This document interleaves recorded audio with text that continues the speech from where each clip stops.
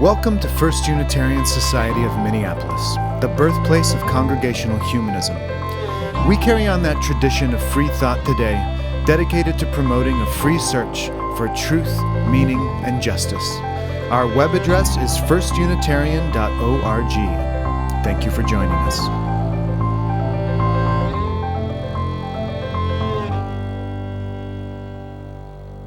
Well, I don't know about you, but when I think about merging, I can have one of two pretty opposite reactions.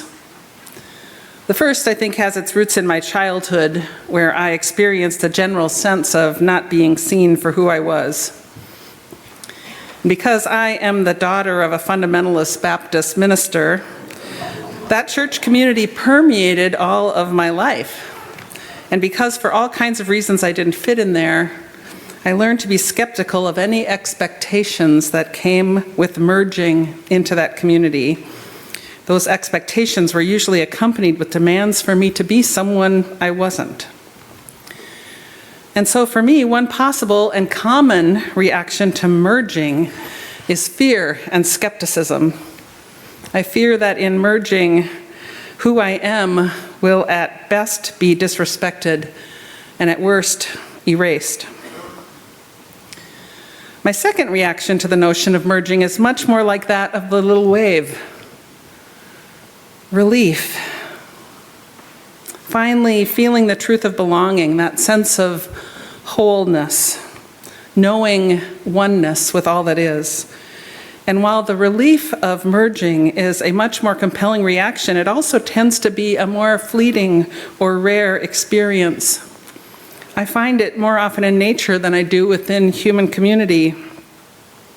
But although it's elusive, I long for it, to belong in the family of humanity, or as Mary Oliver said, to find my place in the family of things. I expect you have your own reactions to the idea of merging, and whatever it may be, you bring all of this to today's water celebration. All of who you are, and all of what you bring, including your many visions for what it means to come together as a congregation. Today, all of that comes together and merges. The question is, can we, as a community, create the space and welcome that allows all who enter to have that experience of relief? Relief at finding a place of true belonging. What if you, and more importantly, if others, could bring all of who they are, their stories and their experiences, and actually be fully accepted and affirmed here? Could we really make it possible for all who enter to bask in a sense of inclusion and wholeness and to know belonging? To create such a place is not an easy or necessarily natural task.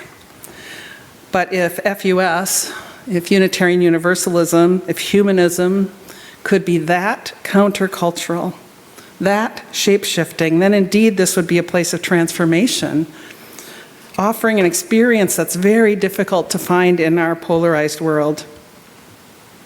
And FUS could become a place to which folks flock in order to be known and to know belonging.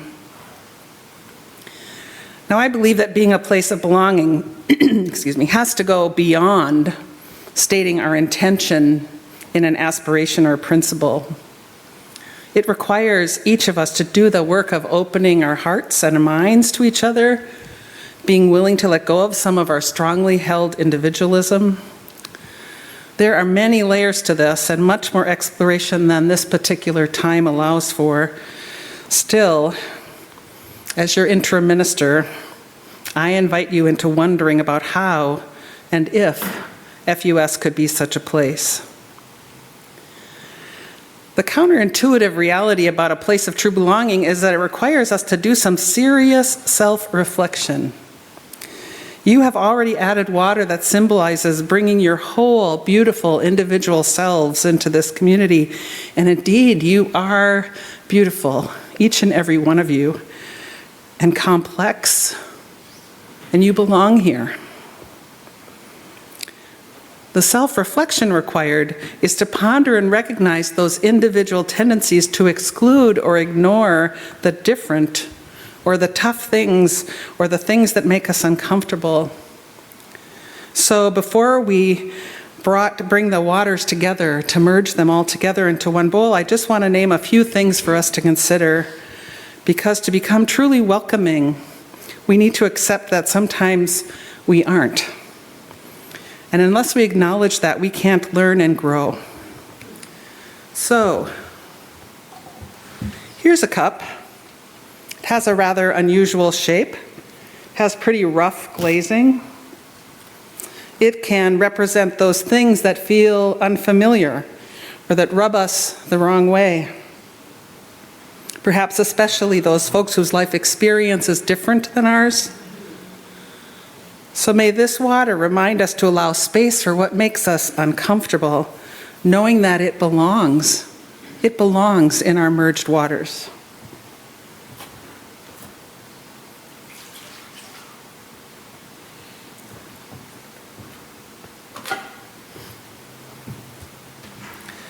And here's the measuring cup. It can be used to make quantitative and qualitative and evaluative judgments. And I add it to represent anything, including our divergent beliefs, that could be deemed to not measure up to our expectations. May this water remind us that we have a tendency to judge and to help us let go of that judgment.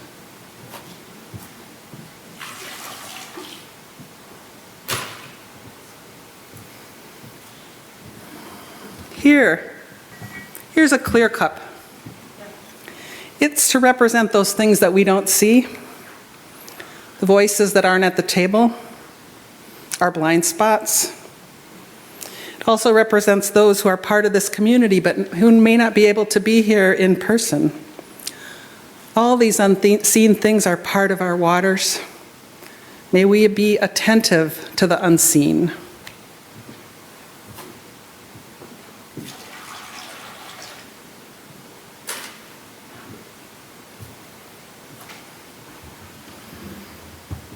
And this cup filled with salt water, it represents grief. May we not shy away from acknowledging it. May we hold it, share it. Grief and other difficult feelings are part of all of us. May we welcome it all.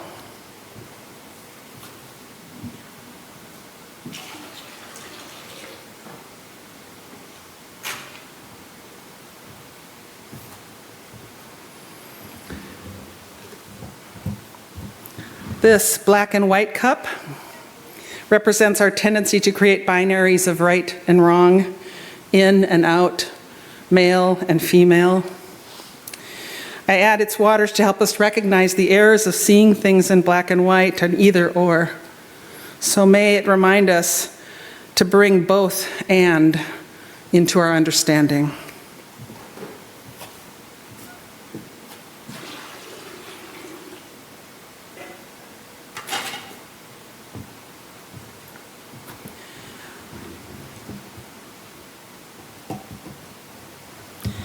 And this cup, decorated with a keffiyeh pattern, represents Gaza and its people, but it also speaks for all the pain of the world: violence, war, hunger, suffering.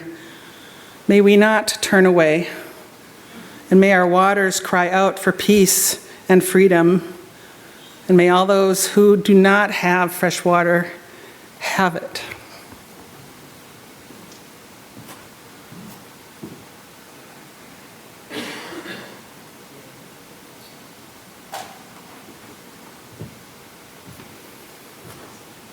Now, this collection of cups is not exhaustive. I invite you to continue to think on other waters that you would like to add to our common bowl.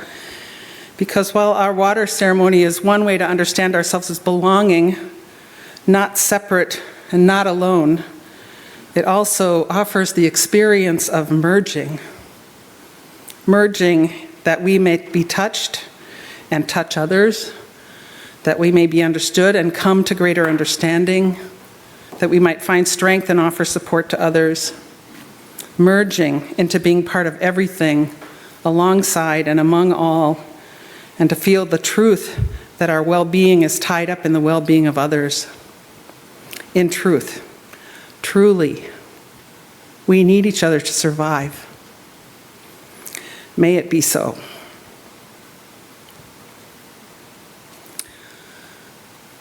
So today we symbolically gather our individual selves into a collective whole. From north, from west, from south and east, we merge our individual stories into the river that's community. So I ask for the waters to be brought forward now, and we'll merge our waters into one whole.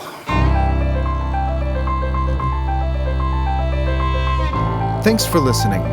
You can find much more about humanism and what's happening at First Unitarian Society of Minneapolis by visiting our website at firstunitarian.org.